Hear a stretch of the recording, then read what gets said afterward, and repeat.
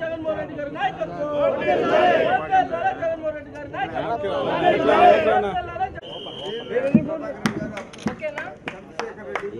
ఎల్లక్లాండ్ వస్తుంది. జై జగన్ జిందాబాద్ వైఎస్ఆర్ కాంగ్రెస్ పార్టీ జిందాబాద్ YSR Congress party.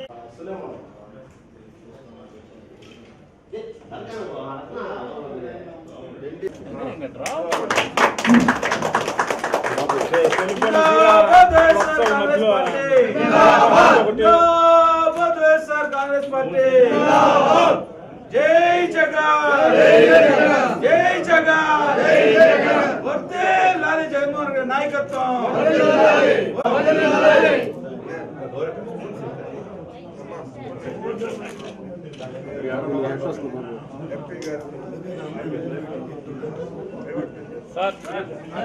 YSR Congress party ఆవిర్భావ సందర్భంగా మీకు అందరికీ తెలుసు, మనందరికీ కూడా 2011 మార్చి 12వ తేదీన వైఎస్ఆర్ కాంగ్రెస్ పార్టీ స్థాపించబడింది. అప్పటి నుంచి ఇప్పటి వరకు కూడా మరి చాలా గొప్పగా పార్టీని నడిపిస్తున్నటువంటి యువ నాయకుడు మన జగన్మోహన్ రెడ్డి గారు ధైర్యం చేసి, నేను చూశాను జగన్మోహన్ రెడ్డిని ఓదార్పు యాత్రలో చూశాను.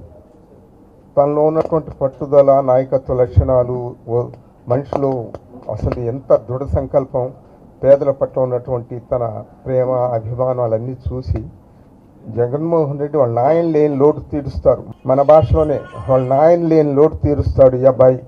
అందువల్ల తప్పనిసరిగా ఇతను వెంబడి ఉండాల్సిందే. మనకేమైనా పర్వాలేదు. నేను ఆ రోజు ఏమైతే తలంచానో, ఏమైతే ఎక్స్పెక్ట్ చేశానో దానికంటే గొప్పగా ఈనాడు రాజ్యాన్ని నడుపుతున్నాడు జగన్మోహన్ రెడ్డి గారిని మనవి చేస్తున్నాడు. నేను అనుకున్న దానికంటే గొప్పగా ప్రూవ్ చేశాడు, చేయబోతాడు కూడా, ఇక మీదట కూడా చేయబోతాడు. ఈ రాష్ట్రాన్ని ఇంతకంటే మంచి పరిపాలకుడు ప్రస్తుతం దొరకడని కూడా నా అభిప్రాయం. మనకున్నటువంటి అవతల పక్షంలో ఉన్నటువంటి వ్యక్తి ఎంత అన్యాయస్తుడండి, ఎంత పరమాన్యాయస్తుడు. నువ్వు ముఖ్యమంత్రి అయ్యి రాష్ట్రానికి కొత్త రాజధాని కట్టవయ్యా పెద్ద మనిషి అంటే అది రియల్ ఎస్టేట్ వెంచర్ చేయాలనుకున్నాడు ఆయన. గొప్ప రియల్ ఎస్టేట్ వెంచర్ చేసి లక్షల కోట్లు గణించాలనుకున్నటువంటి అన్యాయస్తుడు. అసలు అతనికైనా విశాఖపట్నంలో రాజధాని పెట్టుంటే అది గొప్పగా ఎదిగొండేది. అటువంటి పరిస్థితుల్లో ఇతను చంద్రబాబు చేసిన పని అక్కడ రియల్ ఎస్టేట్ వెంచర్ చేయాలనుకొని అది ఎవరికి తెలియకుండా ముందు తన వాళ్ళు తను అందరు కూడా పొలాలు కొనుక్కొని అది ఒక పెద్ద ఇది చేశాడు. తర్వాత ఇంకొకటి చెప్తున్నా, నేను ఆ రోజు 14లో కూడా మోడీ గారితో కలిశారు. తర్వాత ఈ పవన్ కళ్యాణ్ ఆయనతో కూడా కలిశారు. మరి కలిసి ఆయన మనకు రాష్ట్ర విభజన సమయంలో చెప్పిన కార్యక్రమాలన్నీ చేయాలి కదా మోడీ గారు కూడా.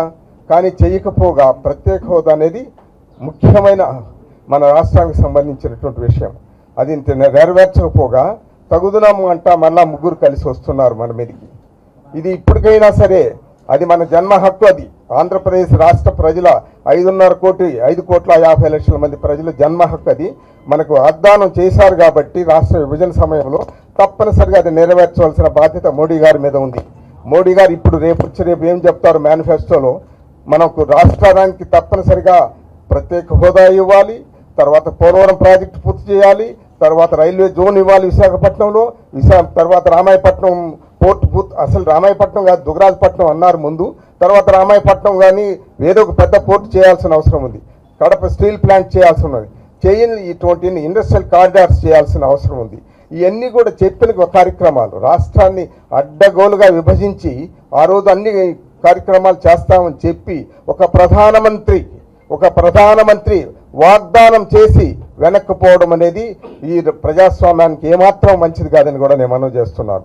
తప్పనిసరిగా మోడీ గారు ఈ కార్యక్రమాలన్నీ తిరిగి నేను నెరవేరుస్తాను అని చెప్పి ఆంధ్రప్రదేశ్ ప్రజలందరికీ ఆయన వచ్చి ఇక్కడ ఓటు అడగవలసి ఉంటుంది. ఈ చంద్రబాబు అనే వ్యక్తి కూడా పరమ అన్యాయస్తుడితను. ఆయనకి ఎంత చెప్పడానికి వర్ణించడానికే తగడతనము. ఎంత వర్ణించాలంటే ఎంత నీచమైన వ్యక్తిత్వం అంటే మామకే సున్నం పెట్టినటువంటి వ్యక్తి అతను. అంగ ఎవరిని మనం లెక్క పెడతాడా అతను? మామకే బిడ్డనిచ్చి రాజకీయ జన్మనిచ్చినటువంటి మామకే సున్నం పెట్టినటువంటి వ్యక్తి మనల్ని లెక్క పెడతాడా బాబు? అది జ్ఞాపకం పెట్టుకోండి. ఆంధ్ర రాష్ట్ర ప్రజలకి నేను మనం ఎవరు చేస్తున్నాను, విజ్ఞప్తి చేస్తున్నాను. రాష్ట్ర ప్రజలందరికీ కూడా ఈ విధంగా విజ్ఞప్తి చేస్తున్నాను.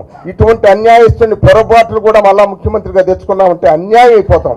పేదలందరూ కూడా అన్యాయం అయిపోతారు. అందువల్ల అతనికి కావాల్సిందంతా డబ్బు. జగన్మోహన్ రెడ్డి గారు చెప్తున్నట్టుగా దోచుకోవడము, దాచుకోవడం, పంచుకోవడం అన్నట్లే ఉంది అతని పరిస్థితి.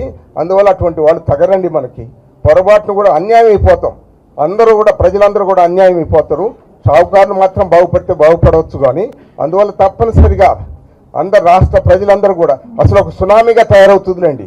నిన్న మనం ఈ సిద్ధం సభలు చూసి లాస్ట్లో నిన్న అక్కడ మేదరమెట్ల చూసిన తర్వాత ఇది ఒక పెద్ద సునామీ. నీకు తెలుసు కదా, నేను 40 ఏళ్ల పై నుంచి రాజకీయాల్లో ఉన్నాను. సునామీలాగా తయారవబోతుంది. 175కు 175 అసెంబ్లీ స్థానాలు, బహుశా 25 పార్లమెంట్ స్థానాలు కూడా గెలుచుకునే దానికి అవకాశం ఉంటుందని కూడా నేను మనవి చేస్తున్నా. నెల్లూరు జిల్లా ప్రముఖంగా నేను చెప్తున్నాను, మనకు 10 స్థానాలు సంపాదించాము లాస్ట్ టైం. ఇప్పుడు కూడా అదే పద్ధతిలో గెలుచుకోవాలని కూడా నేను మనవి చేస్తున్నాను. కొందరు ఏదో భ్రమంతోటి వేరే పార్టీలు చేరుండొచ్చు, కానీ వాళ్ళకి శృంగభంగం జరుగుతుంది. శృంగభంగం.